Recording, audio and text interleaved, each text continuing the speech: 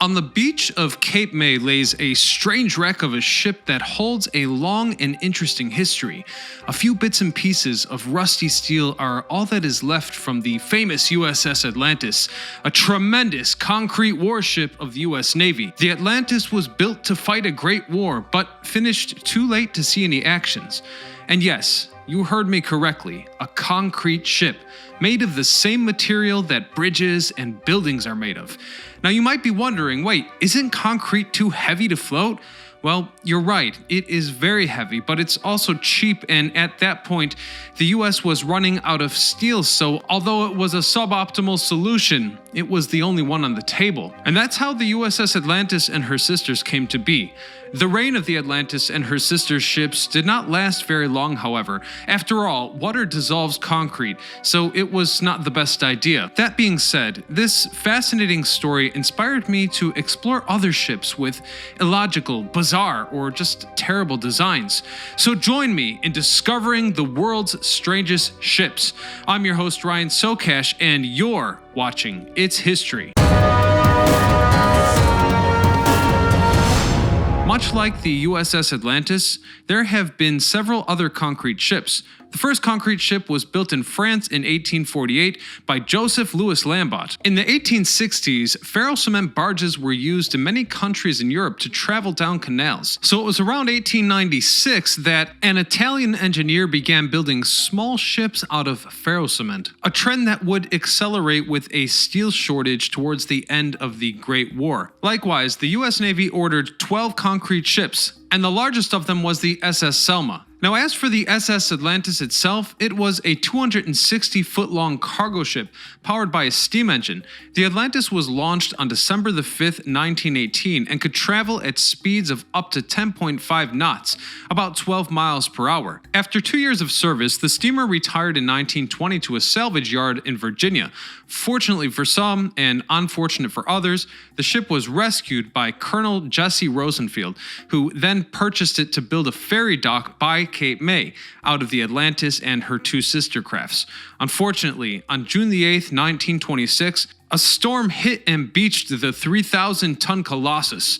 No one could save the ship. Today, it is still where it was beached, or at least the pieces of it are, as concrete boats mostly dissolve after a few years.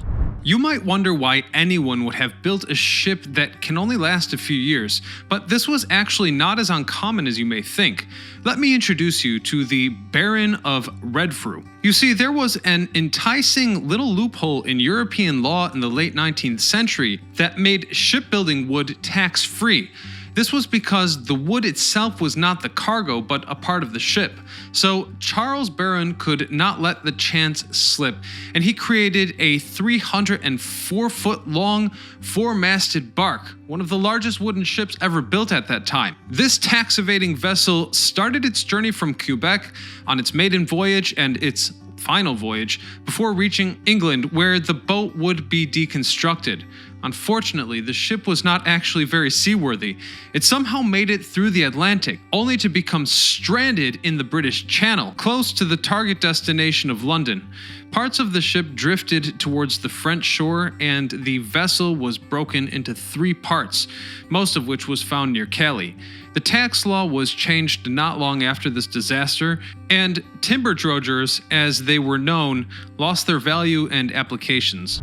Another interesting deconstruction construction was the HMS Zubian. During the Great War, England built 2 tribal-class destroyers, HMS Zulu and HMS Nubian. They were part of the Dover Patrol Group. These destroyers were great at fulfilling their task. Thanks to them, many German operations were derailed or stopped, but the destroyers themselves sustained heavy damage. As a result, the British decided to put them back together, not scrapping the 2 great ships. They did so by using parts of both boats to create a new, fully operational ship, the HMS Zubian. Yes, the name, just like the ship, was made from parts of original names. Zubian had the rear of Zulu and the front of Nabian, and just like its parent ship, this vessel did exactly what it was supposed to do: annihilate German vessels. The Zubian hit the waters in June of 1917 and saw extensive service right away. Right off the bat, she sunk German U-boat UC-50, one of the Wolves of the Sea. The Zubian was also an escort for bombers during the first Ostend raid.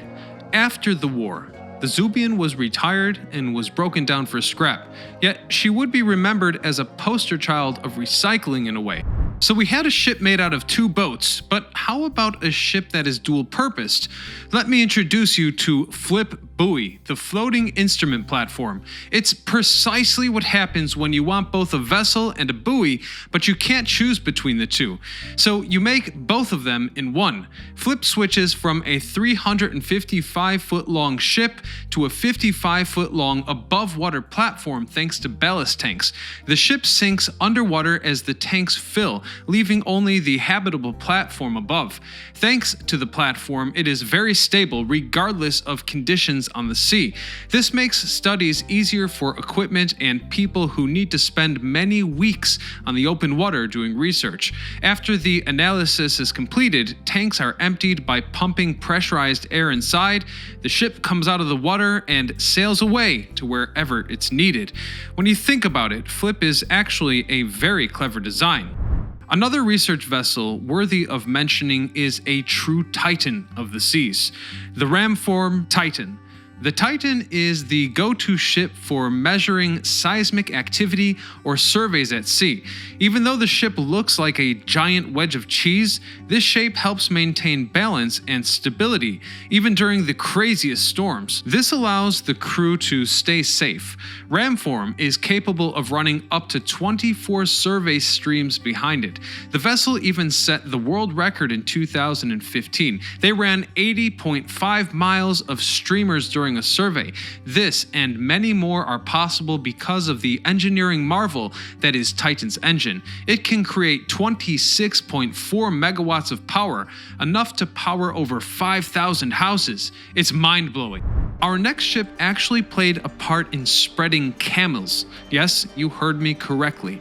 We all know that camels originate from the deserts of Africa and Asia, but how did they get to other parts of the world? Well, let me tell you the story behind the least creatively named supply ship, the USS Supply. The Supply was a 60-foot-long vessel built to fulfill U.S. Secretary of War Jefferson Davis's plan of starting a Camel division.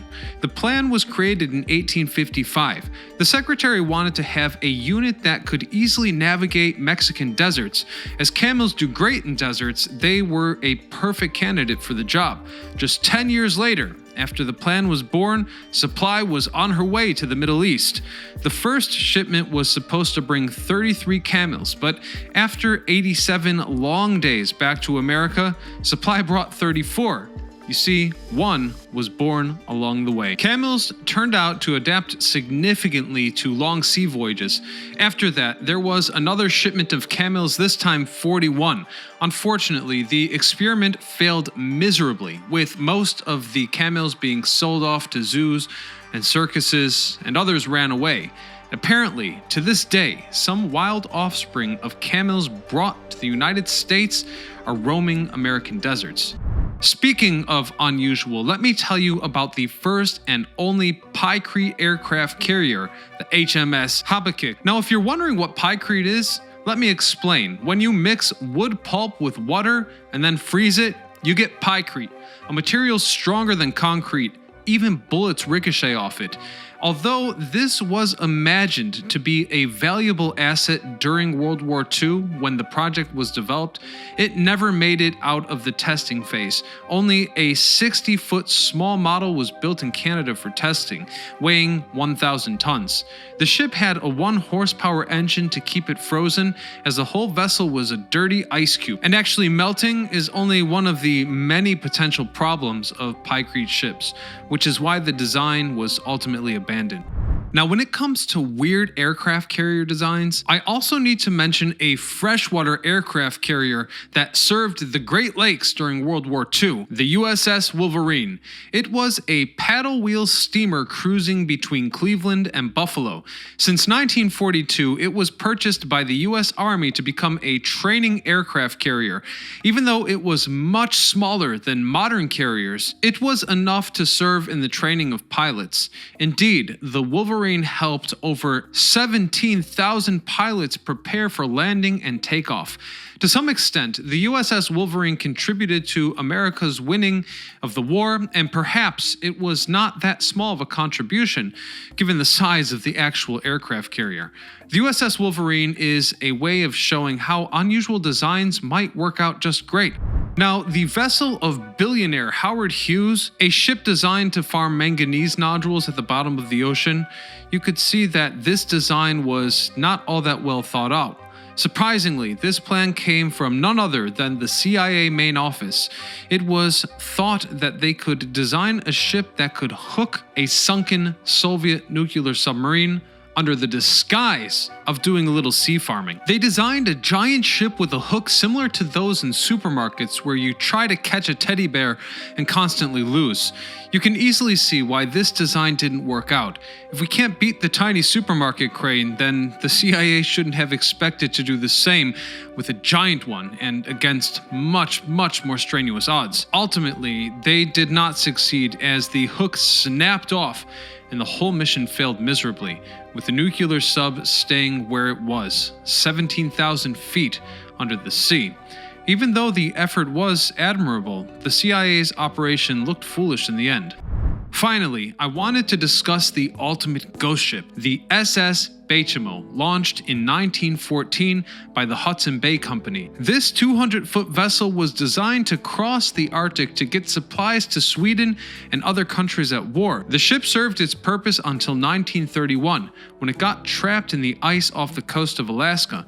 The crew left the ship and walked across the ice to the nearest town, and when they returned to check on their vessel, it had vanished.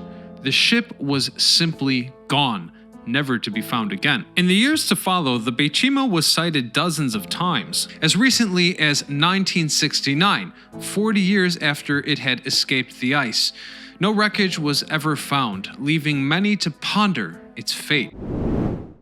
Now, as enticing as these stories are, I find the story of Chicago's Christmas tree shipwreck to be the most interesting of them all.